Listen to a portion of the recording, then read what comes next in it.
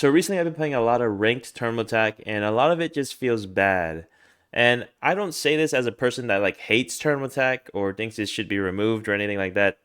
I say this as a person who's played a lot of it and I want to see it succeed, and hopefully this video highlights some of the issues I have with tournament attack and hopefully highlight some of the solutions that I think will help it. Starting with the first thing is the RS system. So basically what the RS system is the new ranked system that the finals is doing, where it shows you exactly how much points you're getting towards your rank. And before anyone says the new rank system is working, it's doing what it's supposed to do. You're supposed to gain RS off of losing. You're supposed to lose RS off of winning or whatever like that. I understand that matchmaking isn't perfect. High ranking teams can go against low ranking teams, and this causes a bit of a RS score difference and stuff like that can lead to situations where you can win RS off of losing or lose RS off of winning or whatever and stuff like that. And that's fine. I'm fine with that. But if the difference is so big that you don't even have to win a single round to gain RS off of a loss, I think that might be an issue. Either we need to fix the matchmaking a little bit, or we need to make it so that that doesn't happen. But the main issue that I have with the RS system right now is these two clips that I got today. Before I even show you the clip, I want you to see this scoreboard and tell me how much RS do you think I won or lost from this game. Here is a simplified version of the scoreboard. My team has around 170,000 RS. The enemy team has around 229,000 RS. And this is a 60,000 RS difference. And this is a big difference. Like 60,000 RS, if one person had 60,000 RS, they're already Ruby and top 100 probably. So this is a big difference. So the game matchmake us into this match. And so we end up losing 2-7. We get 2 rounds, they got 7 rounds. What do you think the outcome of this was? Here's what happened. Thanks again to our sponsors and to our viewers. So many yellows, bro. Oh. Oh. Wait, we had higher RS that game? That actually seems impossible. What? No, that's actually a fucking lie. Wait, we had 169k. It said we had 80k more. Like, I don't even care about the matchmaking. Like, if this is the only team that we could go against, that's fine. But like, what is this calculation error? So not only did I lose almost 1,000 RS from this game, where we had significantly lower RS than the enemy team, the game actually thought that we had more RS than the other team. And I don't even know how this could even happen. It might be because I was playing with very low ranked people or something, but that doesn't seem like it's a very good reason for this to happen. And so this happened again the next game, but this time the games were actually kind of fair. We're actually going against a team that sort of has the same RS as us, and yet again at the end of the game still thought we have 200,000 some RS. Keep in mind, I did not restart my game after that previous game or whatever, so that might be why or something, but I still don't understand how the game is calculating our party score as much higher than it really is. I encourage you to look at the team RS at the end of the game to see if this is happening to you as well. And this is obviously a problem because if the game can't reliably group you into a specific ranking or give you accurate results or accurate outcomes, then what is the point of playing ranked? And keep in mind, if they're using this rank system for cash out next season, this is really bad. They really have to figure out what is causing this issue. Is it an issue with people that are partied up together that have very different ranks?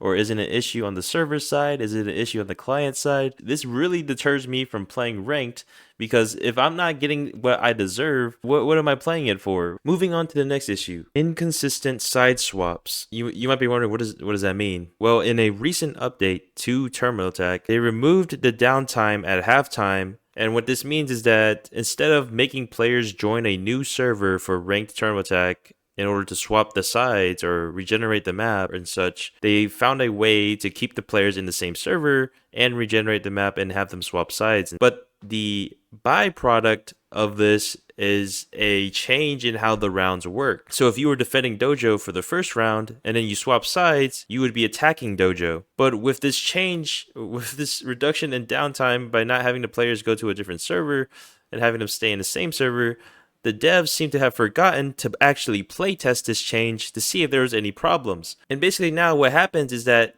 you will be defending Dojo, but at halftime, you would be attacking a whole different site that isn't Dojo. And usually it's the site that would be the site for overtime. And the problem with this is that both teams are not playing on the same even playing field, because one team gets to defend a specific site, and then when it's their turn to attack that specific site, they don't get that specific site. They get a whole new site, which makes it pretty unfair because one team will never defend on that round or attack on that round. And speaking of rounds, let's talk about the one tiebreaker round the game gives you after you tie a game 6-6. Let's talk about this specific round from Monaco and talk about how balanced it is, or should I say imbalanced. Here, the defenders spawn in between Shed and Park, where they have to defend these two objectives, and both of these objectives are in the wide open. Park being on a platform that can go up and down that's outside, and Shed being in the middle of an open area where the objective is also outside of the shed. The attackers would have to cross not only buildings and large open areas to get to the site. For both of these sites, they would also have to deal with the defenders that could be hiding in the buildings that they walk past, making it very hard for attackers to actually get to the site and play objective on this specific round in Monaco. And now, how does this relate to the overtime round? Well, think of it this way. If some of these rounds are very imbalanced, it doesn't really matter that much, because if you're attacking this in the first half, you're probably going to be defending it in the next half. But this isn't the case in the overtime round because you only get one round. So one team will start as attacker, one team will start as defender, but they won't ever get to switch sides for that one round. So I think the most balanced way is to just make it so that overtime is 2 rounds on the same sites. That would make the most sense. And of course, they probably only made it 1 round because they don't want the game to go on for so long, or they don't want to have to do another round because the teams could tie again. I would suggest just doing something like Valorant does and just do at least 2 rounds and then call for a vote for it to be a draw or to continue on. And I think that would be the best case scenario. But what it is right now, it seems very unfair because of the inherent imbalances in any specific site on this game. But the last thing I want to highlight is the lack of players playing ranked terminal attack. And I think there's a lot of reasons for this. But basically, I think it boils down that the game mode itself is not very appealing to new players. The map is too big. If a new player is playing this game mode for the first time and they play on attack, they spend the first minute of the round just getting to the site, and assuming the defense knows how to play defense, they just get shot as they're moving towards the site, and that could be a very negative experience. And dying before you get the site could be even more of a negative experience because then you have to wait for your teammates to die and you just have to watch them play. I think the game mode would benefit from smaller maps, but of course that could come with problems such as spawn camping or something like that, because since destruction carries over from round to round and resets at halftime, it could be possible for enemies to destroy buildings in advance to be able to spawn camp you, which is definitely an issue.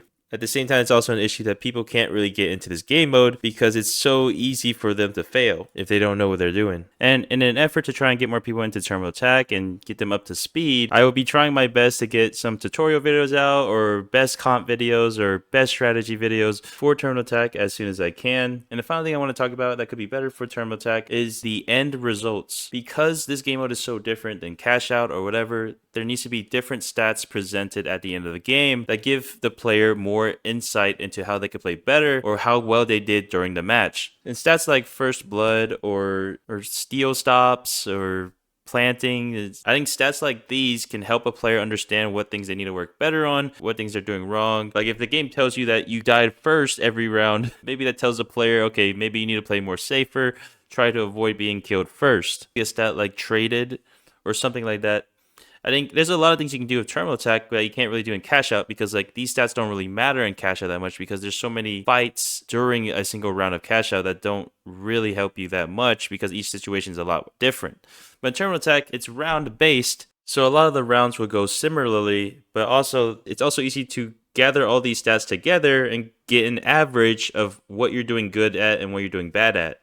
Instead of cash out where it's just one round and you just have these stats that tell you not really much of anything because it's not really averaged out. But not only that, I do think the end results need to be more rewarding to the player in the way that like it tells you that you did significantly well instead of just giving you a random number from the RS system. But yeah, it definitely feels like personal performance doesn't really matter as much in terminal attack than it should be. And I have a lot of people that come into my chat and tell me that they're playing the best on their team, but they're still losing and whatever. So I think it would be nice that the players that play exceptionally well don't get knocked down as much in terms of RS. This will make it better for solo queue players, but I just do think more transparency and how well you do during a match and the after match report would do a lot to help incentivize players to keep playing and make them feel like they didn't really waste their time. And that concludes my video, and if you found that insightful or helpful at all, please like and subscribe, and please leave a comment about what you think about these and what other things could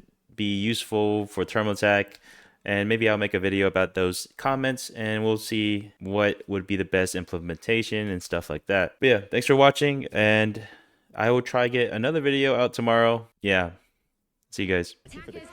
Yo, Chad, did you not see that, bro? 360, 1 kill, 360 off the cliff into a kill, bro? Come on, bro.